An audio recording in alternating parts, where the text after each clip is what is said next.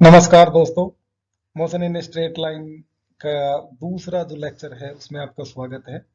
और मुझे उम्मीद है कि आप लोगों को पहला लेक्चर बहुत अच्छे से समझ में आया होगा। और अब हम जो है दूसरा लेक्चर इसके बारे में पढ़ेंगे कि क्या है क्या नहीं है। तो आपने ये सारी चीजें पढ़ ली थी, स्पीड वेलोसिटी क्या होती है, डिस्प्लेसमेंट क्या होता है, और इंस्टेंटेनियस वेलोसिटी क्या होती है, एक्सकलरेशन क्या होता है। और उसके बाद ग्राफ के बारे में हमने थोड़ा सा बताया था। मैं पिछले लेक्चर को इससे कनेक्ट करने के लिए मैं चाहता हूँ कि एक बार इस स्लाइड के बारे में हम दोबारा थोड़ा सा ध्यान से पढ़ें। तो हमने डिस्कस किया था एक तो डिस्प्लेसमेंट डिस्प्लेसमेंट, दूसरा हमने किया था वेलोसिटी, और तीसरा किया था हमने एक्सकलरेशन। तो प्यारे बच्चों, रेट ऑफ चेंज ऑफ की जब हमने बात करी थी, यदि rate of change of displacement अब हम निकालेंगे तो वो हमेशा क्या कहलाएगा, वेलोसिटी कहलाएगा। और इसी प्रकार यदि rate of change of velocity निकालेंगे तो वो क्या कहलाएगा प्यारे बच्चों, वो कहलाएगा एक्सकलेशन। बस तुम इतना ध्यान रखना कि dx बाई डी टी जो है वो कहलाएगा हमारा वेलोसिटी। जैसे हमने छोटी क्लासेज में पढ़ा भी था कि समय बराबर दूरी बटे चाल। तो समय क्या होता है, टी होता है, दूरी क्या होती है, डिस्टेंस होती है, बटे में चाल क्या होती है, स्पीड। तो जब हम स्पीड को बराबर की उधर लेके जाएंगे तो हो जाएगा डिस्टेंस अपॉन में टाइम, वो इज इक्वल टू किसके हो जाएगा, स्पीड के। तो स्पीड का फार्मूला चाल बराबर दूरी बटे में समय हो जाता था। तो ये हम छोटी क्लासों में, हम मैथमेटिक्स के अंदर और साइंस के अंदर भी ये पढ़ते रहते हैं। गति का पार्ट लगभग हर क्लास में आता है, नाइन्थ में भी है थोड़ा बहुत इसका यूज जो है, सेवन्थ एट्थ और सिक्स क्लास के अंदर भी है। तो कुल मिला के समय बराबर दूरी बटे चाल का ही कॉन्सेप्ट है। तो यहाँ पर हमने दो चीजों की मेन बात करी थी, एक तो स्लोप की, और दूसरा बात करी थी हमने बेटा एरिया अंडर द कर्व। तो स्लोप और एरिया अंडर द कर्व आपको समझ में अच्छे से आ गया था। स्लोप कैसे निकलता है, स्लोप निकलता है एंगल से। अब आपने ट्रिग्नोमेट्री लॉ के अंडर जो आपने पढ़ा होगा, जैसे पंडित बद्री प्रसाद बटे में हर हर बोल। तो यहाँ पर जो टेंजेंट थीटा हम निकालते हैं वो होता है हमारा परपेंडिकुलर, और अपोन में क्या होता है प्यारे बच्चों, बेस होता है। तो यहाँ पर परपेंडिकुलर की अगर बात करें और बेस की अगर बात करें, तो परपेंडिकुलर देखो, यहाँ पर डिस्प्लेसमेंट की बात हो रही है। तो परपेंडिकुलर है हमारा dx या डेल्टा एक्स कहे, और अगर बेस की बात करें तो ये है हमारा डेल्टा टी। तो डेल्टा एक्स अपॉन में डेल्टा टी। और ये देखो दूरी बटे में समय आ गया दोबारा जी, इसको हम क्या बोलते हैं, हमेशा इसको वेलोसिटी बोलते हैं। तो कुल मिला के स्लोप जो है वो पोजीशन टाइम ग्राफ के अंदर वेलोसिटी के बारे में बताएगा। ये बहुत इंपॉर्टेंट है, इसमें बच्चे बहुत ज्यादा कंफ्यूजन होते हैं, लेकिन आपको इसे ध्यान रखना है कि जब भी स्लोप की बात की जाएगी, वो यदि पोजीशन और टाइम ग्राफ है तो वेलोसिटी बताएगा, और वेलोसिटी टाइम ग्राफ है तो एक्सकलरेशन बताएगा। क्योंकि हमें तो टेंजेंट थीटा निकालना है, और टेंजेंट थीटा क्या होता है प्यारे बच्चों, base upon, sorry, perpendicular upon में बेस। तो परपेंडिकुलर यहाँ पर क्या हो गया बोलो, डेल्टा वी। और बेस क्या हो गया, डेल्टा टी हो गया। तो डेल्टा वी अपॉन में डेल्टा टी, वेलोसिटी अपॉन में time, rate of change of velocity with respect to time क्या कहलाएगा, हमारा एक्सकलरेशन कहलाएगा। तो ये बात विशेष ध्यान देनी है कि जब भी स्लोप की बात की जाए तो स्लोप हमेशा पोजीशन टाइम ग्राफ के अंदर वेलोसिटी बताएगा, वेलोसिटी टाइम ग्राफ के अंदर क्या बताएगा, एक्सकलरेशन बताएगा। फिर हमने दूसरी बात करी थी एरिया अंडर द कर्व। तो एरिया अंडर द कर्व, इसके अंडर में जितना भी एरिया है, जैसे मान लो इस स्लोप के अंडर में ये वाला एरिया की अगर हम बात करें, ये वाला एरिया जो मैंने रेड किया है, इस वाले अगर एरिया की बात करें तो ये एरिया हमें बताओ किसके बारे में बताएगा। यदि पोजीशन टाइम ग्राफ है तो इसमें तो चलो नहीं बता सकते, लेकिन वेलोसिटी टाइम ग्राफ के अंदर एरिया अंडर द कर्व जो है वो हमेशा डिस्प्लेसमेंट के बारे में बताएगा। तो आई होप आपको सभी को समझ में आया होगा। और थीटा की वैल्यू 90 से अगर छोटी है तो स्लोप पॉजिटिव होगा, 90 से बड़ी है तो नेगेटिव होगा, और थीटा की वैल्यू जीरो है तो स्लोप भी क्या होगा, हमारा जीरो होगा। अब देखो कुछ ग्राफ के बारे में हम बात कर लेते हैं। जैसे ये पोजिशन टाइम ग्राफ है, एक्स और टी, एक्स यहाँ पर पोजीशन है, पोजीशन डिस्प्लेसमेंट डिस्टेंस कुछ भी हो सकता है। तो यहाँ पर जैसे स्लोप की बात, ये अगर ये एंगल थीटा है, प्यारे बच्चों ये एंगल भी थीटा होगा, क्योंकि दो जो भी पैरेलल जो ये होती हैं, रेखाएं होती हैं, इन दोनों में ये वाले एंगल हमेशा कैसे होते हैं, इक्वल होते हैं। तो ये थीटा है तो ये भी थीटा होगा। तो यदि थीटा अगर सेम है तो इसका स्लोप कैसा है बोलो, कांस्टेंट है। अगर स्लोप कांस्टेंट है तो पोजीशन और टाइम जो ग्राफ है उसके अंदर हमें वेलोसिटी के बारे में पता लगता है। अगर स्लोप कांस्टेंट होगा तो वेलोसिटी भी प्यारे बच्चों कांस्टेंट होगी। अब देखो इसकी बात करते हैं, ये है पोजीशन टाइम ग्राफ। पोजीशन को एक्स से डिनोट किया और टाइम को किससे डिनोट किया बोलो, टी से डिनोट किया। तो यहाँ पर ये ग्राफ ऐसे जा रहा है, देखो ऐसे जा रहा है। जब ये ऐसे जा रहा है तो ये हमारा इंक्रीजिंग ग्राफ कहलाएगा। कैसा ग्राफ कहलाएगा, इंक्रीजिंग, क्योंकि ये बढ़ता जा रहा है। देखो यहाँ पर टाइम की वैल्यू कितनी थी, मान लो यहाँ पर टाइम की वैल्यू एक सेकंड थी, यहाँ पर टाइम की वैल्यू कितनी थी, 2 सेकंड की हुई थी। तो यहाँ पर एक के ऊपर कितनी थी पोजीशन, मान लो इसकी 2 सेंटीमीटर थी, और 2 पे कितनी होगी, 4 होगी। इसी प्रकार यहाँ पर अगर हम बात करें तो 3 हो गया, तो 3 के ऊपर इसकी मान लो यहाँ पर पोजीशन की बात करें तो ये मान लेते हैं हम 8 होगी। तो जैसे जैसे टाइम बढ़ रहा है वैसे वैसे पोजीशन क्या हो रही है, बढ़ रही है। और पोजीशन टाइम ग्राफ हमें वेलोसिटी के बारे में बताता है, तो ये इंक्रीज हो रहा है, इसलिए हम इसको बोलेंगे इंक्रीजिंग वेलोसिटी। अच्छा देखो, अगर स्लोप की बात करें, इस वाले पॉइंट के ऊपर अगर हम स्लोप निकालें तो ये थीटा की वैल्यू है, अब ये मान लो 45 डिग्री है। या इस पॉइंट के ऊपर अगर हम बात करें थीटा की वैल्यू, स्लोप निकाले, स्लोप बेसिकली टेंजेंट होता है। क्या होता है, tangent, tangent to the curve is called slope. तो यहाँ पर थीटा की वैल्यू 40 या 45 जो भी थी, यहाँ पर हमारी 60 होगी, तो थीटा भी इंक्रीज हो रहा है। क्या हो रहा है, थीटा इंक्रीज हो रहा है। तो डिस्प्लेसमेंट और टाइम ग्राफ वेलोसिटी के बारे में बताता है, और वेलोसिटी कैसी है, ये इंक्रीजिंग है। अब देखो तीसरे वाले ग्राफ की अगर हम बात करते हैं, यहाँ पर टाइम है, मान लो यहाँ पर टाइम हमारा 2 सेकंड है, तो 2 सेकंड के ऊपर पोजिशन ये मान लो 5 मान लेते हैं हम, तो 5 थी। अगर 4 सेकंड के ऊपर बात करें तो 4 पर भी देखो 5 ही है। अगर हम 6 पे बात करें, 6 पे भी कैसा है, 5 ही है। कुल मिला के समय बढ़ रहा है और डिस्प्लेसमेंट वैसा ही है। जैसे मान लो मैं ये कहूं कि मैं अपने घर पे हूँ 2:20 पे, फिर मैंने 2:25 पे देखा, किसी इंसान ने मेरे को देखा, तब भी मैं घर पे ही हूँ। फिर 2:30 देखा तो भी मैं घर पे ही हूँ, 4 देखा तो भी मैं घर पे ही हूँ। तो इसका मतलब मैं रेस्ट में हुआ, मैं तो कहीं मोशन कर ही नहीं रहा, या कर रहा हूँ। क्योंकि मैं मोशन इसलिए नहीं कर रहा क्योंकि मेरा टाइम के साथ जो डिस्प्लेसमेंट है वो कांस्टेंट है, या ये कहें कि एक ही जगह पर है। तो ये वाला जो ग्राफ है वो हमारा किसका हो जाएगा, रेस्ट का हो जाएगा। ऐसे बहुत सारे ग्राफ जो हैं न्यूमेरिकल्स के अंदर या क्वेश्चन के अंदर पूछे जाते हैं कि ये वाला ग्राफ किस चीज का है, इंक्रीजिंग वेलोसिटी का ग्राफ कौन सा है। अच्छा इसकी बात करते हैं, ये हमारा डिक्रीजिंग वेलोसिटी का हो रहा है। वेलोसिटी का कैसे हुआ, क्योंकि ये डिस्प्लेसमेंट और टाइम ग्राफ है, और डिस्प्लेसमेंट और टाइम ग्राफ हमेशा किसके बारे में बताता है, वेलोसिटी के बारे में बताता है। तो प्यारे बच्चों देखो, अगर t बराबर 1 के ऊपर अगर हम देखें तो इसकी वैल्यू यहाँ पर 1 ये होगा, तो यहाँ पर इसकी मान लो 2 वैल्यू है। फिर t बराबर 2 पे देखें, t बराबर 2 के ऊपर देखा तो इसकी वैल्यू दोबारा कितनी आ गई, मान लो t बराबर 2 पे ये आ गई 5 आ गई। और उसके बाद इस वाले पॉइंट के ऊपर देखें तो मान लो ये t बराबर 3 है, और t बराबर 3 पे वापस कैसी आ गई बोलो, t बराबर 3 पे वापस 4 आ गई। तो कुल मिला के पोजिशन की वैल्यू घटती जा रही है टाइम के साथ, तो इसको हम डिक्रीजिंग वेलोसिटी बोलेंगे। क्या बोलेंगे प्यारे बच्चों, डिक्रीजिंग वेलोसिटी। और जब इंक्रीजिंग वेलोसिटी होती है तो एक्सकलरेशन हमेशा पॉजिटिव होता है, ये बात विशेष ध्यान देनी है। इंक्रीजिंग वेलोसिटी होगी तो एक्सकलरेशन कैसा होगा, पॉजिटिव होगा। और अगर डिक्रीजिंग वेलोसिटी होगी तो उसमें एक्सकलरेशन की बजाय हम एक शब्द यूज करेंगे, रिटार्डेशन, जिसको हम थोड़ा सा और डीपली समझेंगे अगले पार्ट में हमारे लॉज ऑफ मोशन में।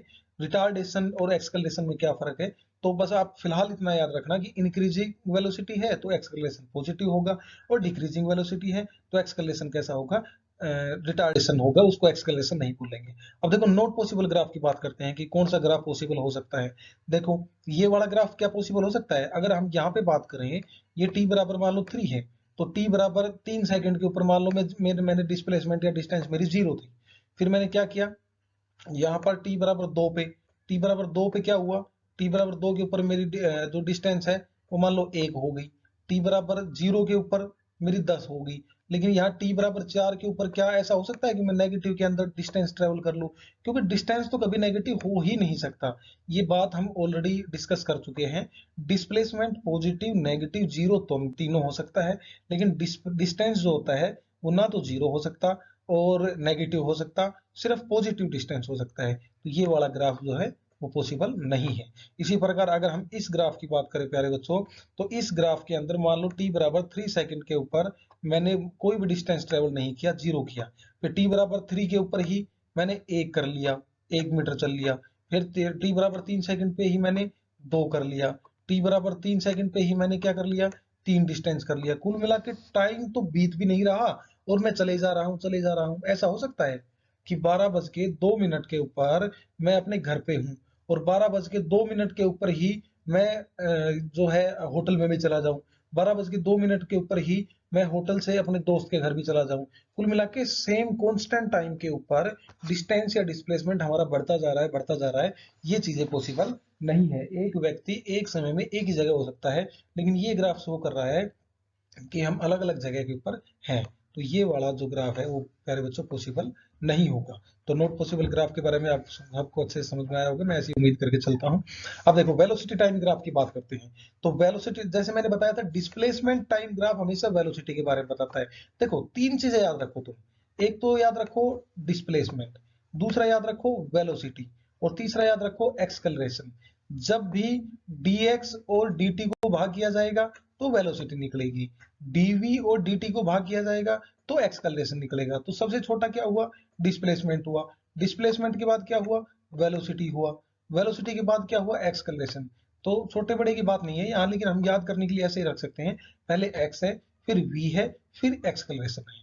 और v क्या है? वेलोसिटी। x क्या है? डिस्प्लेसमेंट है। ठीक है, तो acceleration time graph, sorry, displacement time graph हमें वेलोसिटी के बारे में बता रहा था, और वेलोसिटी टाइम ग्राफ हमेशा किसके बारे में बताएगा? एक्सकलरेशन के बारे में बताएगा। तो ये एक्सकलरेशन देखो कैसा है? यूनिफॉर्म है। यूनिफॉर्म का मतलब इक्वली। जैसे मान लो t बराबर 1 था, तो यहाँ पर वेलोसिटी भी 1 मीटर प्रति सेकंड थी। t बराबर 2 है तो वेलोसिटी भी 2 हो गई।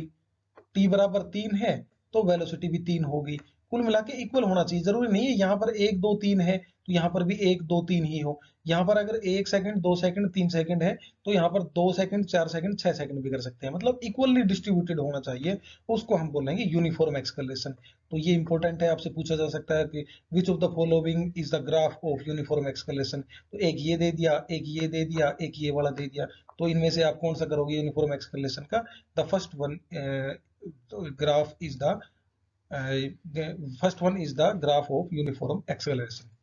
अब देखो जैसे हमने इंक्रीजिंग वेलोसिटी की बात करी थी, लेकिन इंक्रीजिंग वेलोसिटी हमेशा पोजीशन टाइम ग्राफ के अंदर होती है।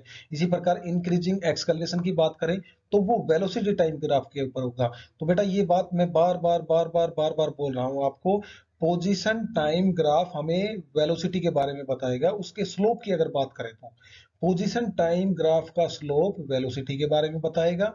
इस चीज को लिख लेना, चाहे हिंदी में ही लिख लेना, पोजीशन टाइम ग्राफ हमेशा उसका स्लोप जो है वो वेलोसिटी के बारे में बताएगा। और वेलोसिटी टाइम ग्राफ का स्लोप जो है वो हमेशा किसके बारे में बताएगा? एक्सकलरेशन के बारे में बताएगा। जैसे इसके स्लोप की बात करें तो यहाँ पर ये स्लोप है। अब इस पॉइंट के ऊपर स्लोप का मतलब होता है इस पॉइंट के ऊपर हम टेंजेंट खींचे, और टेंजेंट खींचने के बाद क्या हुआ कि ये एंगल हमारा थीटा हो गया। तो ये थीटा आप वैसे देखकर बता सकते हो कि 90 से छोटा है या बड़ा है, तो ये 90 से छोटा है। अब 90 से छोटे के अगर होगा तो स्लोप कैसा होगा, ये आप कमेंट करके बताना कैसा होगा, क्योंकि मैं पीछे आपको बता चुका हूँ। अच्छा, डिक्रीजिंग एक्सेलरेशन की बात करें तो देखो डिक्रीजिंग एक्सेलरेशन में भी बता सकते हैं। अब ये एक्सेलरेशन कैसे हुआ? क्योंकि ये वेलोसिटी टाइम ग्राफ है। यहाँ पर एक के ऊपर 2 हो गया, 2 के ऊपर मान लो 5 हो गया, और फिर दोबारा इस पे बात करें 3 के ऊपर क्या हुआ, देखो ये बीच में 4 हो गया, या 5 से जो भी कोई भी छोटी वैल्यू होगी, तो ये हमेशा क्या होगा? डिक्रीजिंग हो गया। अब देखो एरिया अंडर द कर्व, देखो स्लोप की अगर बात करी थी तो स्लोप हमें क्या बताता है? पोजीशन टाइम ग्राफ के अंदर वेलोसिटी बताता है, वेलोसिटी टाइम ग्राफ के अंदर क्या बताता है? एक्सकलरेशन बताता है। अब हम थोड़ा सा एरिया अंडर द कर्व के बारे में डिस्कस करेंगे। तो प्यारे बच्चों देखो, जब भी हम किसी भी दो एक्सिस को, जैसे ये एक्सिस है और ये एक्सिस है, अब ये एक्सिस पोजीशन भी हो सकती है और वेलोसिटी भी हो सकती है, और ये एक्सिस सिंपल टाइम ही होगी। ठीक है, जब हम किसी दो एक्सिस को डिवाइड करेंगे, जैसे एक्स और टी को डिवाइड करेंगे, तो वो हमेशा स्लोप निकलता है। जैसे हमने आपको पहले पहले भी बताया था, अगर ये कोई भी एक दे रखी है, ऐसे लाइन दे रखी है, और इसमें ये थीटा की वैल्यू है, थीटा का हमने कमेंट करके आपसे पूछा है कि 90 से छोटा हो तो कैसा होगा। तो जब भी दो एक्सिस का भाग किया जाए, डिवाइड किया जाए, दो एक्सिस को जब भी हम डिवाइड करेंगे तो वो हमेशा क्या बताएगा? स्लोप के बारे में बताएगा। और जब भी हम दो एक्सिस को मल्टीप्लाई करें तो बेटा आप एक बात याद रखना, जब डिस्टेंस को टाइम से भाग किया जाता है, छोटी क्लासेस का मैंने अभी जिक्र किया था ना कि दूरी बटे में समय बराबर चाल, दूरी बटे में समय बराबर क्या होता है? चाल होता है। तो x बटे में t इज इक्वल टू क्या होता है? हमारा v होता है। तो जैसे ही हमने दो को भाग किया, दो एक्सिस को भाग किया, और वो हमेशा स्लोप के बारे में बताएगा। यदि हमने दो एक्सिस की गुणा कर दी तो वो हमेशा एरिया अंडर द कर्व के बारे में बताएगा। तो जब when we multiply two axis then it will gives the area under the curve. जैसे देखो x को और t को अगर हमने भाग किया तो वेलोसिटी के बारे में बताया, और x को, और उसी प्रकार जैसे वेलोसिटी को और t को अगर भाग किया, देखो ये लिख रखा, वेलोसिटी को और टाइम को अगर भाग किया तो वो एक्सकलेशन के बारे में बताएगा, क्योंकि velocity time graph always gives the escalation. और वेलोसिटी टाइम ग्राफ का भी स्लोप जो है वो क्या देगा, हमें एक्सकलरेशन देगा। इसको हम टेंजेंट थीटा भी लिख सकते हैं। अच्छा देखो, अब अगर दो को भाग कर दिया जाए, जैसे ये वेलोसिटी है और टाइम है, इसको अगर दोनों को भाग कर दिया जाए तो वो एरिया अंडर द कर्व होगा। जैसे वेलोसिटी है, वेलोसिटी को हम क्या लिख सकते हैं, बार बार बता चुके हैं हम कि वेलोसिटी होता है rate of change of displacement with respect to time. तो वेलोसिटी को हमने लिखा, ये तो डिस्प्लेसमेंट और ये है टाइम, ऑलरेडी मल्टीप्लाई में डेल्टा टी था, तो डेल्टा टी को डेल्टा टी से कैंसिल किया, हमारे के पास क्या बच गया बोलो, डेल्टा एक्स बच गया। तो डेल्टा एक्स ने क्या दिया, डिस्प्लेसमेंट दिया। तो प्यारे बच्चों, अब एक बात विशेष ध्यान करनी है आप लोगों को कि जब भी दो एक्सिस को डिवाइड करेंगे तो हमें स्लोप के बारे में बताएगा, और पोजीशन टाइम ग्राफ है तो वेलोसिटी बताएगा, और वेलोसिटी टाइम ग्राफ है तो एक्सेलरेशन बताएगा। और इसी प्रकार जब हम दो एक्सिस को अगर गुणा कर देंगे, मल्टीप्लाई कर देंगे, तो वो एरिया अंडर द कर्व के बारे में बताएगा। जैसे दो एक्सिस वी टी की बात करें, वेलोसिटी टाइम ग्राफ की बात करें, तो डेल्टा वी और डेल्टा टी की जब हमने गुणा करी तो डेल्टा वी को लिखा डेल्टा एक्स अपन में डेल्टा टी, और डेल्टा टी से डेल्टा टी कैंसिल हो गया, तो ये हमें सिर्फ डेल्टा एक्स बचा। ठीक है, तो दो एक्सिस की गुणा करने पे हमें क्या मिला, डिस्प्लेसमेंट मिला। तो इसी प्रकार एक्सकलरेशन टाइम ग्राफ की अगर बात करें, देखो एक्सकलरेशन टाइम ग्राफ है, यहाँ पर ए है और यहाँ पर क्या है, टी है। अब दो को अगर हमने गुणा किया, मल्टीप्लाई की बात कर रहे हैं ना, तो हमें एरिया अंडर द कर्व मिलेगा। अब जैसे ए इंटू में टी कर दिया, ए इंटू में क्या कर दिया प्यारे बच्चों, टी कर दिया। तो अब ए को क्या लिख सकते हैं, वेलोसिटी अपॉन में टाइम, ए को लिख सकते हैं कि नहीं बोलो, क्योंकि एक्सेलरेशन क्या होता है, एक्सेलरेशन होता है हमेशा rate of change of velocity with respect to time. तो ए को लिख दिया वी अपॉन में टी, अब देखो टी से टी कैंसिल हो गया, ये टी और ये टी कैंसिल हो गया, तो हमें क्या पता लगा इसके बारे में, वेलोसिटी के बारे में पता लगा। ठीक है, तो ए एक्सेलरेशन टाइम ग्राफ का एरिया अंडर द कर्व हमें हमेशा क्या देगा, वेलोसिटी के बारे में बताएगा। ठीक है, समझ में आया? ओके, अब बात करते हैं एक्सकलेशन टाइम ग्राफ की। तो यहाँ पर देखो एक्सकलेशन कांस्टेंट है, टी की वैल्यू कितनी भी बढ़ रही है, टी की वैल्यू अगर एक लेते हैं तो भी एक्सकलेशन हमारा 5 है। यहाँ से ऐसे देखा करो, देखो ए के जस्ट ऊपर लेके जाके देखा करो, फिर लेफ्ट साइड में जाया करो, फिर लेफ्ट साइड में देखोगे तो 5 है। फिर हमने क्या किया, टी का मान 2 कर दिया, जैसे ही टी की वैल्यू 2 करी, फिर कैसे देखेंगे, बिल्कुल ऐसे सीधे जाएंगे, फिर इधर जाके फिर यहाँ पर देखेंगे, दोबारा 5 है। टी का मान कितना किया, मान लो हमने टी का मान हमने 3 कर दिया, तो 3 जैसे ही ऊपर लेके जाएंगे, फिर यहाँ पर जाके देखेंगे तो वास्तव में ये तो दोबारा 5 है। तो एक्सकलेशन यहाँ पर कांस्टेंट हो गया। कांस्टेंट का मतलब होता है कि जो चेंज ना हो, और वेरिएबल का मतलब क्या होता है, जो चेंज हो जाती है। जैसे मेरी जेब में 100 रुपए है, तो ये 100 जो वैल्यू है, ये एक कांस्टेंट वैल्यू है, ये कभी चेंज नहीं होगी। ठीक है, और जैसे हम वेरिएबल की बात करें तो x प्लस में y हो गया, तो x प्लस में y का मान अगर हमने 7 ले लिया, x प्लस में y का मान कितना ले लिया प्यारे बच्चों, 7 ले लिया, तो यदि मैं x की वैल्यू 4 ले लूं, x की वैल्यू क्या ले लूं, 4 ले ली मैंने, तो y की वैल्यू यहाँ पर क्या होगी, 3 होगी। तो देखो चेंज हो रही है। चेंज कैसे हो रही है, यदि मैं x की वैल्यू 5 ले लूं तो यहाँ पर y की वैल्यू कितनी हो जाएगी बोलो, 2 हो जाएगी। यदि मैं x की वैल्यू 1 ले लूं तो y की वैल्यू कितनी हो जाएगी, 6, तभी तो जाके 7 आएगा, 4 और 3 7, 5 और 2 7, 6 और 1 7। तो यहाँ पर हम कांस्टेंट और वेरिएबल की एक छोटी सी बात कर रहे थे। तो कांस्टेंट वो होता है जो बदले ना, t को कितना भी बढ़ाया हमने, यहाँ पर ऐसा हो सकता है कि x को मैं 4 ही ले लूं और y का मान 2 ले लूं तो भी 7 आए, 3 ले लूं तो भी 7 आए, 5 ले लूं तो भी 7 आए, ऐसा नहीं हो सकता ना। और यहाँ पर देखो ऐसा हो रहा है कि टी का मान 1 लिया तो भी 5 आ रहा है, 2 लिया तो भी 5 आ रहा है, 3 लिया तो भी 5 आ रहा है। इसका मतलब ये हुआ कि एक्सेलरेशन हमारा यहाँ क्या है, कांस्टेंट है। अब देखो इस ग्राफ की बात कर लेते हैं, इस ग्राफ से हम सीधे ही इसकी तरफ चलते हैं और इस पे आपको बताएंगे एरिया अंडर द कर्व। तो अभी अभी बात बताई थी हमने, एरिया अंडर द कर्व कैसे निकलती है, दो एक्सिस को हमेशा मल्टीप्लाई करने से। अभी जस्ट मैंने 2 मिनट पहले बताया था कि एक्सेलरेशन को और टाइम की जब हम मल्टीप्लाई करेंगे तो हमेशा वेलोसिटी के बारे में बताया जाएगा, क्योंकि एक्सकलेशन जो है वो v है, टाइम के एक्सकलेशन क्या है, v अपॉन में t है, और t ऑलरेडी गुणा में है ही। जैसे ही हम t से t को कैंसिल करेंगे तो ये एरिया अंडर द कर्व हमेशा किसके बारे में बता देगा, वेलोसिटी के बारे में बता देगा। इसी के बारे में हमें चर्चा करनी थी। तो area under the curve of acceleration time graph is always gives the velocity. तो area under the curve, AUC का मतलब है एरिया अंडर द कर्व, ये हमें डेल्टा v के बारे में बताएगा। तो I hope you got the idea about the acceleration time graph and position time graph. अब हम देखो एक दो न्यूमेरिकल करते हैं, इससे मैं उम्मीद करूंगा कि आपको बड़ा अच्छा समझ में आएगा। ये एक डायग्राम हमें गिवन है, find the displacement in 2 to 5 second and find the acceleration in 2 to 5 second. प्यारे बच्चों, जब भी वेलोसिटी और टाइम वेलोसिटी और टाइम ग्राफ की अगर हम बात करते हैं, तो यदि इसके स्लोप की बात करेंगे तो वेलोसिटी टाइम ग्राफ एक्सकलेशन के बारे में बताएगा। और जब भी हम एरिया अंडर द कर्व की बात करते हैं, तो ये एरिया अंडर द कर्व हमेशा वेलोसिटी टाइम ग्राफ के अंदर एक्सकलेशन के बारे में बताएगा। तो देखो इसका सॉल्यूशन देखना ध्यान से। फ्रॉम 2 to 5 यदि हम t बराबर 2 सेकंड पे लेते हैं, तो यहाँ पर वेलोसिटी इसकी 4 मीटर प्रति सेकंड स्क्वायर है। ओके, अगर हम 5 पे लेते हैं तो भी इसकी जो वेलोसिटी है वो कितनी है, 4 मीटर प्रति सेकंड है। तो यदि अगर हम इसमें स्लोप की बात करें, तो स्लोप से पहले मैं पहला बात करना चाहूंगा एक्सकलरेशन की। तो एक्सकलरेशन कैसे निकलता है, जब दो एक्सिस को गुणा में कर दिया जाए।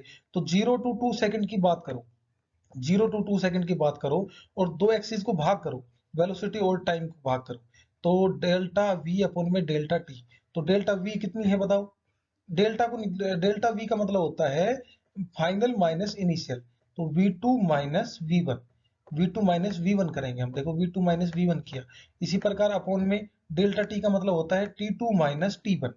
T2 का मतलब टेम्परेचर एट सेकंड पॉइंट, और time at second point and time at first point. T1 और T2 का मतलब ये है। अब देखो T2, T1 की अगर बात करें तो T1 हम इसको कंसिडर करके चलेंगे जीरो को। T2 की बात करें तो इस टाइम को हम कंसिडर करके चलेंगे। और वेलोसिटी जब जीरो थी, टाइम जब जीरो था तो वेलोसिटी भी कितनी थी, जीरो थी। टाइम जब 2 हुआ तो वेलोसिटी कितनी होगी, 4 होगी। तो इसका मतलब ये होगा V2 का मान तो हो गया 4, तो V2 का मान हमने यहाँ पर 4 रख दिया, माइनस V1 का मान क्या हुआ, जीरो, क्योंकि वेलोसिटी जीरो के ऊपर कितनी थी, जीरो थी। तो 4 माइनस जीरो, फिर डिवाइड में करेंगे टाइम T2, तो 2 क्या है, 2 इत्तेफाक से 2 ही है। फिर माइनस T1 क्या है, T1 जीरो है। तो 4/2 क्या आ जाएगा, 2 मीटर प्रति सेकंड स्क्वायर। तो हमने ये देखा कि जब भी 0 से 2 सेकंड के बीच में डिस्प्लेसमेंट निकालना था, तो दो एक्सिस है उनका हमें भाग करना पड़ा। तो वेलोसिटी टाइम ग्राफ को जब हमने भाग किया तो पोजीशन निकल गई, या हम ये कहेंगे डिस्प्लेसमेंट निकल गई। तो डिस्प्लेसमेंट हमारे क्या आ गया, 2 मीटर प्रति सेकंड स्क्वायर। अब देखो बात करते हैं 2 से लेकर 5 तक। 2 से लेकर 5 तक की अगर हम बात करें, तो इसमें हमें क्या निकालना है, एरिया अंडर द कर्व निकालना है। एरिया अंडर द कर्व निकालेंगे, तो एरिया अंडर द कर्व निकालने के लिए हमें से क्या करना पड़ेगा, दो एक्सिस की गुणा करनी पड़ेगी। तो दो एक्सिस जब हम गुणा करेंगे, तो एरिया अंडर द कर्व की गुणा करने के लिए हमें क्या करना पड़ेगा, दो एक्सिस की गुणा करनी पड़ेगी।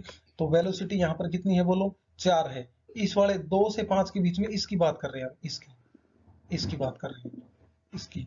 तो यहाँ पर एरिया अंडर द कर्व करें, तो 2 और 5 के बीच में इसका एरिया क्या होगा, ये एक क्या बन रही है, ये एक रेक्टेंगुलर बन रही है। तो ये वाली कितनी हो जाएगी बोलो, इधर 5 था, इधर 2 है, तो ये हो जाएगी हमारी 3। कितनी हो जाएगी प्यारे बच्चों, 3 हो जाएगी। इसी प्रकार अगर ये वाली बात करें, ये वाली इसकी लेंथ की बात करें, तो ये हो जाएगी हमारी 4 हो जाएगी। तो इसका एरिया कैसे निकलेगा रेक्टेंगुलर का, लेंथ इंटू में ब्रेड्थ, तो 4 इंटू में 3, तो कितना हो जाएगा, 12 हो जाएगा। तो ये एक बड़ा अच्छा सवाल था एरिया अंडर द कर्व का और स्लोप का। जब भी हम स्लोप निकालेंगे वेलोसिटी टाइम ग्राफ के अंदर, तो डिस्प्लेसमेंट के बारे में पता लगेगा। और जब भी हम क्या निकालेंगे, एरिया अंडर द कर्व निकालेंगे, तो एक्सेलरेशन के बारे में पता लगेगा। I hope you got the idea about the question. अब देखो बहुत इंपॉर्टेंट टॉपिक है हमारा रिलेटिव वेलोसिटी। तो रिलेटिव वेलोसिटी की एक बार सभी बच्चे परिभाषा पढ़ेंगे। Motion is relative, it depends on frame of reference. Motion is relative if it depends on frame of reference. जैसे मान लो मैं धरती के ऊपर खड़ा हुआ हूँ और एक कार जा रही है, तो वो कार 80 किलोमीटर पर आवर की स्पीड से जा रही है। तो मैं यहाँ नीचे खड़ा खड़ा क्या बोलूंगा कि भाई ये कार तो बहुत तेज जा रही है, 80 किलोमीटर प्रति घंटे की रफ्तार से ये कार जा रही है। अब देखो अगर मैं एक कार में बैठा हुआ हूँ और मेरी कार 80 किलोमीटर प्रति आवर की स्पीड से जा रही है, और एक कार मेरे साइड से 90 किलोमीटर प्रति घंटे की रफ्तार से निकल रही है, तो मैं जब कार में से बैठकर दूसरी कार को देखूंगा तो मुझे ये लगेगा कि यार ये तो बहुत तेज तो नहीं भाग रही, ये तो ऐसा लग रहा है जैसे 10-20 पे ही भाग रही हो। तो रिलेटिव का मतलब क्या होता है, फ्रेम ऑफ रेफरेंस के आधार पे वेलोसिटी को डिफाइन करना है, या उसको चेक करना है, या फिर उसको मतलब किसी भी तरीके से आंकना, उसको देखना कि भाई मैं अगर अर्थ के ऊपर हूं तो उसकी स्पीड कैसी है। यदि मैं हवाई जहाज के अंदर हूं और फिर वो पक्षी है वो कितनी स्पीड से उड़ रहा है, या दूसरी हवाई जहाज कितनी स्पीड से आ रही है। तो रिलेटिव का मतलब होता है एक दूसरे के परस्पर। तो परस्पर का मतलब ये हुआ कि किस फ्रेम ऑफ रेफरेंस के आधार पे हम मोशन को डिटेक्ट कर पा रहे हैं, वो हमारी रिलेटिव वेलोसिटी कहलाती है। अब देखो एक एग्जांपल के माध्यम से हम इसको समझते हैं। हमारे पास दो कार है, एक कार ए है और एक कार क्या है प्यारे बच्चों, बी है। जब ए कार की बात करें तो ये 100 किलोमीटर पर आवर की स्पीड से जा रही है, बी कार की बात करें तो ये भी 100 किलोमीटर पर आवर की स्पीड से जा रही है। अब मान लो मैं यहाँ पर बैठा हुआ हूँ और मैं इस कार को देखूंगा तो ये बिल्कुल मेरे बराबर चलेगी, बिल्कुल ही तो मेरे बराबर चलेगी। यदि अगर मैं बाहर से इसको ऑब्जर्व करूं दोनों कारों को, तो मैं ये देखूंगा कि दोनों कारों की रेस हो रही है और दोनों कार बिल्कुल बराबर चल रही है, ना उससे आगे जाया जा रहा और ना इससे आगे जाया जा रहा। तो मेरे हिसाब से इन दोनों की जो स्पीड है वो 100 किलोमीटर रहेगी। लेकिन अगर मैं कार के अंदर बैठ के इस कार को ऑब्जर्व करता हूँ तो मुझे लगेगा कि यार ये कार तो चल ही नहीं रही, ये तो बिल्कुल रुकी हुई है। अब ऐसा क्यों हो रहा है? क्योंकि हमने बी कार के अंदर बैठ के ए कार को ऑब्जर्व किया है, या मैं ये कहूं कि ए कार के अंदर बैठ के बी कार को ऑब्जर्व किया है, और ये दोनों की स्पीड जो है वो 100 किलोमीटर पर आवर थी। तो इनकी रिलेटिव वेलोसिटी प्यारे बच्चों कितनी हो जाएगी? जीरो हो जाएगी। क्योंकि रिलेटिव किसके? बी और के रेस्पेक्ट में ए की देखें हम, या ए के रेस्पेक्ट में बी की देखें। अभी आगे चल के मैं निकालना सिखाऊंगा आपको कि रिलेटिव वेलोसिटी किसके रेस्पेक्ट में कैसे निकलती है, वो आगे बताएंगे। फिलहाल हम एक एग्जांपल के माध्यम से और समझते हैं। अब मान मान लो ये जो नीचे वाली कार है, बी कार है, ये 90 किलोमीटर प्रति घंटे की रफ्तार से चल रही है, और ऊपर वाली जो कार है वो 100 किलोमीटर प्रति घंटे की रफ्तार से चल रही है। तो अगर मैं यहाँ खड़ा होकर देखूंगा तो मुझे ये लगेगा, मैं यहाँ खड़ा होकर देखूंगा तो मुझे ये लगेगा कि कैसे भी ये वाली जो कार है ये आगे निकल जाएगी। ये धीरे चल रही है, ये तेज चल रही है, और हमें तो हालांकि दोनों ही बहुत स्पीड से चलती हुई नजर आएंगी, लेकिन ये वाली कार फिर भी ऐसा लगेगा कि थोड़ी धीरे चल रही है और ये आगे जा रही है, और ये 90 से है और ये 100 से है। लेकिन मैं इस कार के अंदर बैठ के ऑब्जर्व करूं तो ये कार मेरी तो 90 से चली रही है, तो 90 तो इसने ऑलरेडी अचीव कर ली। अब ये कार 10 किलोमीटर प्रति घंटे की रफ्तार से और तेज चल रही है। तो मेरे हिसाब से ये कार, अगर मैं कार में बैठ के ऑब्जर्व कर रहा हूं तो ये वाली कार जो है ना वो सिर्फ 10 किलोमीटर प्रति घंटे की रफ्तार से चल रही है। जबकि मैं नीचे से ऑब्जर्व करूंगा तो ये 90 है और ये 100 है, लेकिन इस कार के अंदर से ऑब्जर्व करूंगा तो ये मात्र कितने किलोमीटर प्रति घंटे की रफ्तार से चलेगी? 10 किलोमीटर प्रति घंटे की रफ्तार से। तो ये रिलेटिव वेलोसिटी कितनी हुई प्यारे बच्चों? 100 किलोमीटर पर आवर हुई। तो समझ में आया आप सभी को? अच्छा, दूसरी हम बात कर लेते हैं। मान लो एक कार 100 किलोमीटर प्रति घंटे की रफ्तार से इस साइड में जा रही है और दूसरी कार 90 किलोमीटर प्रति घंटे की रफ्तार से इस साइड में आ रही है। तो इनकी रिलेटिव वेलोसिटी की बात करें तो प्यारे बच्चों, जब आमने सामने जो कार होती हैं वो उन दोनों की स्पीड आपस में जुड़ जाती है। तो ये 90 हो गई, ये कितनी होगी प्यारे बच्चों? 100 हो गई। तो इन दोनों को जब हम जोड़ेंगे तो ये क्या कहलाएगा? 190 किलोमीटर पर आवर कहलाएगा। अब देखो ये विशेष ध्यान देना है आप लोगों को कि relative velocity of A with respect to B निकालनी है। मतलब ए वाली कार की रिलेटिव वेलोसिटी बी के रेस्पेक्ट में क्या होगी? तो देखो बी ए बी से लिखेंगे हम इसको, किससे लिखेंगे? बी ए बी से। और इसको बोलेंगे कैसे? पहले वाला जो है उसकी relative velocity with respect to दूसरे वाला। ठीक है, तो पहला क्या है? यहाँ पर ए है, तो relative velocity of A with respect to B. और इनको निकाले कैसे? पहले कौन सा है? ए है या बी है? ए है, तो पहले लिखेंगे वी ए। और दूसरे में कौन सा है? बी है या ए है? बी है, तो दूसरा लिखेंगे वीपी। तो पहले जो है वही लिखेंगे, तो वी ए बी निकालना हो तो वी ए माइनस वीपी, और वी बी ए निकालना हो तो वीबी माइनस वी ए।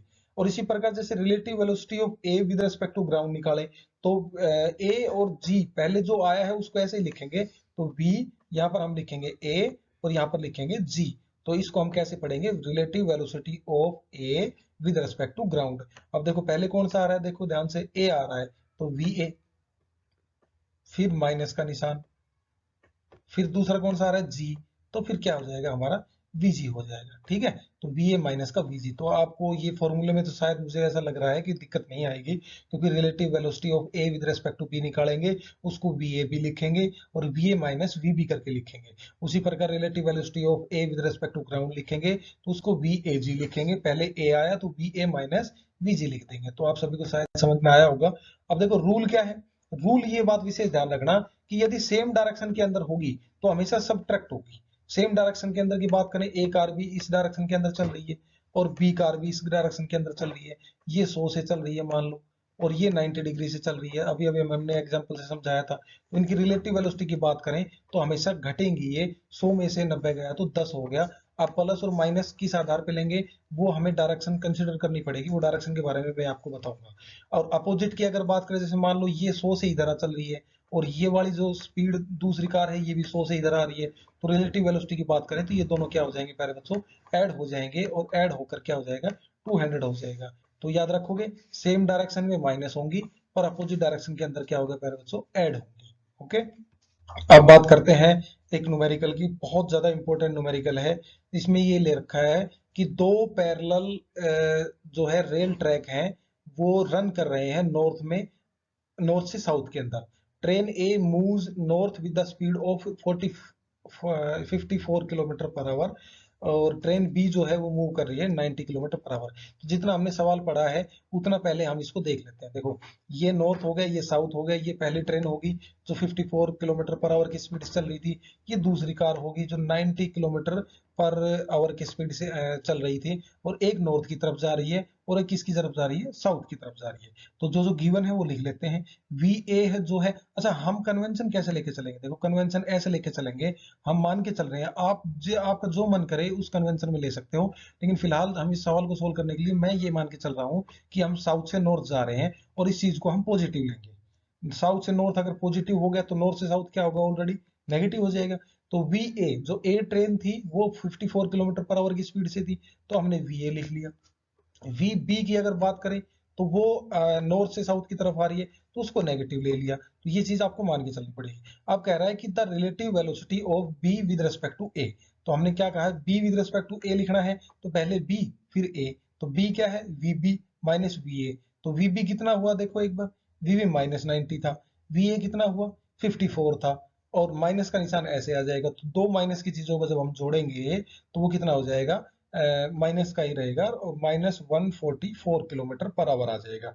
तो velocity of train B with respect to A हमारा क्या निकला प्यारे बच्चों, बोलो, वो निकल गया हमारा -144। अच्छा माइनस साइन क्या बता रहा है, अगर आपको समझ में आया है तो माइनस साइन के बारे में हमें बताइए। माइनस साइन ये बता रहा है कि बी ट्रेन जो डायरेक्शन हम कंसिडर करके चल रहे थे उससे अपोजिट, उससे अपोजिट 144 किलोमीटर प्रति घंटे की रफ्तार से चल रही है। ठीक है, अब देखो सेकंड सवाल देखो, relative velocity of the ground with respect to B. तो ground with respect to B निकालेंगे तो जी और बी, तो जी पहले आएगा वी जी। अब relative velocity with respect to ground, ground पे कोई व्यक्ति खड़ा है तो वो खड़ा होकर देख रहा है, वो चुपचाप खड़ा होकर जब ट्रेन को देखेगा तो उसकी वेलोसिटी जीरो होगी, तो ग्राउंड पे वेलोसिटी होगी हमारी कितनी, बोलो, जीरो होगी। अब देखो मैं यहाँ से देखूंगा, अगर मैं यहाँ से देखूंगा तो ये ट्रेन मुझे कितनी स्पीड से चलती नजर आएगी, ये 90 किलोमीटर पर स्पीड से चलती आएगी। अगर इसको मैं देखूंगा तो 54 की स्पीड से चलती हुई नजर आएगी, क्योंकि मैं चल नहीं रहा, मैं सिर्फ खड़ा हुआ हूँ, मैं इनको ऑब्जर्व कर रहा हूँ। तो वीजी माइनस वीबी कैसे निकालेंगे, जीरो माइनस माइनस 90। प्यारे बच्चों अगर हम कंसिडर करें कि यहाँ से मैं ऐसे देखने की कोशिश करूंगा और डायरेक्शन मैंने नॉर्थ से साउथ ले ली, तो फिर ये वाला माइनस हो जाएगा और ये वाला क्या हो जाएगा, प्लस हो जाएगा। तो तब भी आंसर कितना आएगा, 144 किलोमीटर पर आवर ही आएगा। वेलोसिटी जो होती है वो नेगेटिव भी हो सकती है, पॉजिटिव भी, और जीरो भी, ये हमने बताया था। बाकी फिलहाल नेगेटिव साइन क्या बता रहा है, जिस डायरेक्शन में हम कंसिडर कर रहे हैं उससे अपोजिट की बातें हो रही है। ठीक है, अगला सवाल, A velocity of monkey running on the roof of the train A. अब एक उछल कूद वाला बंदर था, वो क्या कर रहा है, उसने क्या किया कि वो ट्रेन की छत के ऊपर चढ़ गया। अब ट्रेन की छत के ऊपर चढ़ गया तो हमें उस रनिंग, हमें उसे जो वो जो मंकी है जो रूफ के ऊपर, ट्रेन ए की रूफ के ऊपर रन कर रहा है, उसकी वेलोसिटी बतानी है with the velocity of 18 kilometre पर आवर। अब देखो कितना उछल कूद वाला बंदर है, वो बंदर केवल खड़ा होकर ऑब्जर्व करता तो अलग बात थी, वो चल भी रहा है, कितनी स्पीड से वो चल रहा है, 80 किलोमीटर पर आवर। लेकिन ये हमें ये देखना है कि ये 80 किलोमीटर पर आवर किसके रेस्पेक्ट में है, तो ये ग्राउंड के रेस्पेक्ट की अगर हम बात करें तो ज्यादा अच्छा रहेगा। With respect to the train a as observe by man standing, तो अगर खड़ा होकर कोई आदमी देख रहा है तो वो सिर्फ उस मंकी को देखेगा तो उसकी स्पीड अलग रहेगी, अगर वो ट्रेन के साथ साथ उसकी स्पीड देखेगा तो उसकी अलग रहेगी। अब देखो हमें निकालना क्या है, velocity of monkey with respect to train A. Velocity of monkey with respect to train A कितनी है, ट्रेन ए जहां से भी चल रही है 54 किलोमीटर चल रही है, और ये हमें गिवन है 18 किलोमीटर पर आवर, तो ये दे रखा था। तो यहां से हम निकालेंगे V M minus V A, ये आपको निकालना अच्छे से आता है, मैंने बार बार सिखाया है। जो पहले है वो पहले लेंगे, जो बाद में है वो बाद में लेंगे। तो V M minus V A कितना हो गया, बोलो, 18 हो गया। यहाँ से वी एम की वैल्यू अगर बराबर के इधर कोई भी चीज नेगेटिव होती है तो उधर जाके किसकी हो जाएगी, पॉजिटिव हो जाएगी।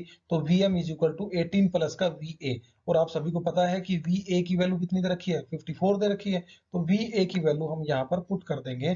पुट करने के बाद 18 प्लस का Va, 18 प्लस का 54, ये आ जाएगा हमारा 72 किलोमीटर पर आवर। तो velocity of monkey with respect to ground कितनी हो जाएगी बोलो, 72 किलोमीटर पर आवर हो जाएगी। I hope you got the idea about that question. ये बड़ा अच्छा सवाल था, इस टाइप के सवाल बहुत पूछे जाते हैं। उसके बाद बेटा इक्वेशन ऑफ मोशन है। ये इक्वेशन ऑफ मोशन आप लोगों को बहुत अच्छे तरीके से याद करनी पड़ेगी। वेलोसिटी जो है इनिशियल की अगर बात करें तो हमेशा u से डिफाइन करेंगे, और अगर फाइनल वेलोसिटी की बात करें तो v से डिफाइन करेंगे। टाइम की बात की जाए तो हमेशा t से डिफाइन करेंगे, और एक्सकलेशन आप लोग जानते हो छोटे a से डिफाइन करते हैं हम, ठीक है।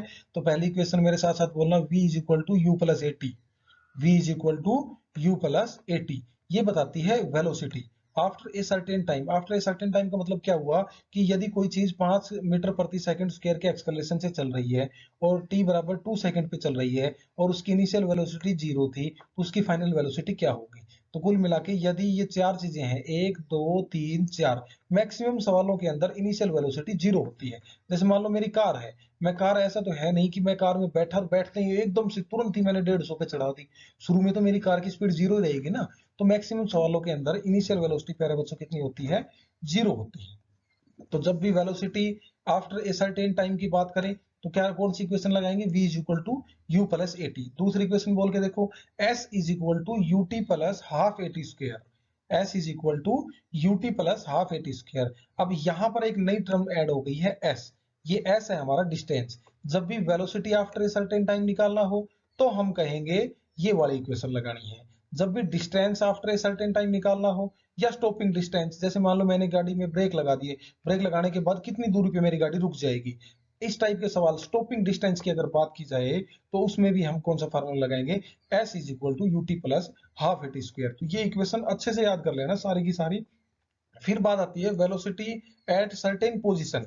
वेलोसिटी एट सर्टेन टाइम की अगर बात करें तो हम पहला वाला फॉर्मूला लगाएंगे, v is equal to U plus A T. और अगर velocity at a certain position बात करें, देखो इनिशियल वेलोसिटी u रही, फाइनल वेलोसिटी v रही, और एक्सलेशन हमें गिवन होगा। और डिस्प्लेसमेंट अगर निकालना हो तो हम कैसे निकालेंगे, u स्क्वायर को उधर लेके जाएंगे तो v square minus you square, और 2a इसके मल्टीप्लाई में वो डिवाइड में हो जाएगा। तो यहाँ से s का फॉर्मूला हो जाएगा v square minus you square upon में 2a। तो ये velocity at a certain position हो जाएगा। इसी प्रकार लास्ट जो इक्वेशन है वो है nth सेकंड के लिए डिस्टेंस निकालना हो। अब s किससे डिफाइन, s किसके लिए डिफाइन करते हैं हम, डिस्टेंस के लिए। तो sn is equal to U plus का 1/2a 2n माइनस 1, ठीक है। तो ये चार इक्वेशन बोल के देखो, v is equal to U plus A T, v is equal to U plus A T. दूसरी है s is equal to U T plus half A T square, s is equal to ut plus half at square. Third one is v square is equal to u square plus 2as, v square is equal to u square plus 2as। और nth second के लिए निकाली जाए तो sn is equal to u plus half a into में 2n minus 1। यहाँ पर n क्या है, n पहली सेकंड, दूसरी सेकंड, पांचवी सेकंड, 58वीं सेकंड, 1000वीं सेकंड, कोई भी इसमें से हो सकती है। तो ये चार इक्वेशन मुझे उम्मीद है कि आप लोगों को याद हो गई होंगी। इनको साथ साथ लिखते चलना प्यारे बच्चों, तभी याद हो पाएंगी।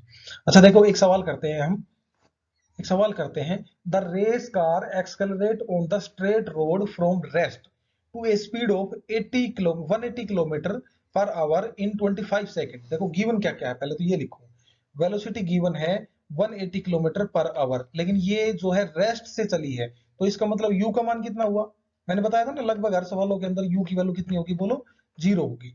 तो वेलोसिटी, फाइनल वेलोसिटी मेरे पास होगी 180 किलोमीटर पर आवर। अब देखो ये क्वेश्चन सेकंड में दे रखा है, तो हमें इसको किस में कन्वर्ट करना पड़ेगा, किलोमीटर पर आवर को मीटर प्रति सेकंड में करना पड़ेगा।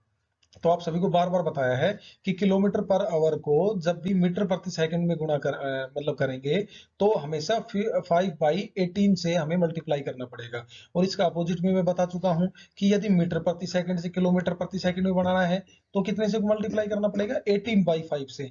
इसका कॉन्सेप्ट मैं आपको समझाऊंगा। ये बेसिकली होता कुछ नहीं है, किलोमीटर को हम मीटर में बदलेंगे तो 1000 हो गया, और आवर को अगर सेकंड में बदलेंगे तो 3600 हो गया। तो 1000 अपॉन में 3600 करेंगे और इसको काटेंगे तो 5/18 हो जाएगा। अच्छा t बराबर 25 सेकंड के ऊपर निकालना था। अब देखो, assuming uniform acceleration of the car through out, find the distance covered in this time. तो देखो हमें डिस्टेंस कवर निकालना, तो डिस्टेंस के लिए कौन सी इक्वेशन लगेगी, distance at a certain time S is equal to U T plus का हाफ ए टी स्क्वेयर। तो u जीरो है तो u जीरो की गुणा में कुछ भी करेंगे तो जीरो आएगा। 1/2 a का मान हमें पता नहीं है, टाइम 25 सेकंड है तो 25 हो जाएगा। 25 की 25 से गुणा करेंगे, 25 की 25 से गुणा करने के बाद 625 आएगा। 1/2 पहले था। और एक्सकलरेशन जो है पहले हमें निकालना पड़ेगा। अब यहाँ पर एक्सकलेशन गिवन नहीं है तो एक्सकलेशन कैसे निकलेगा, v is equal to U plus 80 से। v कितना है, तो 50 मीटर प्रति सेकंड, देखो अभी अभी निकाला है क्योंकि 180 किलोमीटर पर आवर दे रखा था ना, तो 50 मीटर पर सेकंड हो जाएगा। और यहाँ पर एक्सकलेशन हमें निकालना है, टी 25 पे दे रखा है, तो यहाँ से 25 को उधर लेके जाएंगे तो ये कट जाएगा। एक्सकलेशन का मान कितना आएगा मेरा बच्चों, 2 आ गया। और जैसे यहाँ पर 2 आया तो 2 से 2 कैंसिल हो गया और डिस्टेंस आ गया 625। तो आई होप आपको ये बहुत अच्छे से समझ में आई होगी, जैसी मैं उम्मीद करके चला था आप सभी लोग इसकी नोट्स बना रहे होंगे। और आज के लिए इतना ही काफी है, और आगे हम इसकी न्यूमेरिकल सीरीज स्टार्ट करेंगे और motion in a straight line में जितने भी टाइप के न्यूमेरिकल बन सकते हैं वो सारे न्यूमेरिकल जो है हम इसमें सोल्व करने